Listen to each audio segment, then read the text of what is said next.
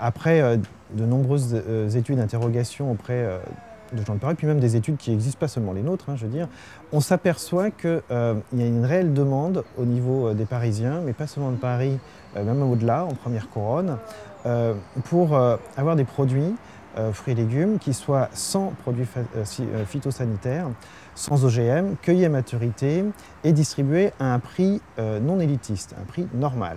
Au sein d'Éole Évangile, on a prévu, avec toute l'équipe, d'essayer de voir comment on peut mettre en place une serre de production maraîchère en toiture sur l'un des toits d'Éole, ce beau projet du triangle Éole. Et cette serre maraîchère aura pour vocation de vendre aux habitants du triangle Éole, mais aussi dans le quartier, les produits qui sont issus de cette serre, à savoir des fruits et des légumes.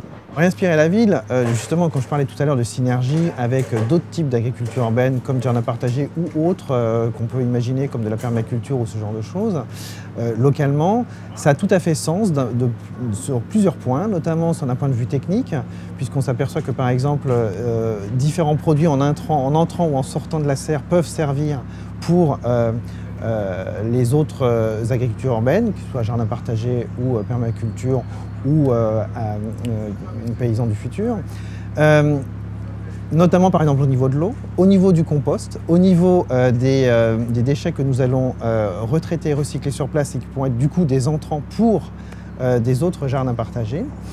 Et ça permettra aussi d'apporter plus de liens au niveau du quartier. Effectivement, cette affaire de pollution nous a inquiétés dès le début, nous aussi, bien entendu.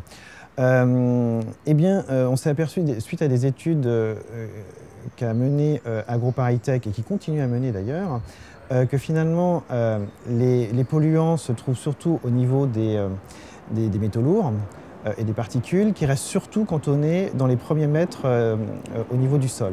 Dès qu'on dépasse 1 ou 2 mètres, 3 mètres on va dire, déjà ça s'atténue fortement. Et si on est au-delà, c'est encore plus faible. Ça c'est ce qu'ont révélé ces études. Mais au-delà de ça, il faut bien comprendre aussi que ces polluants sont importants quand ils retombent sur de la terre. Une fois qu'ils retombent sur de la terre, ils remontent dans les plantes et c'est là qu'on peut avoir des problèmes. À partir du moment où on est sous une serre, ce problème-là est évacué en énorme partie.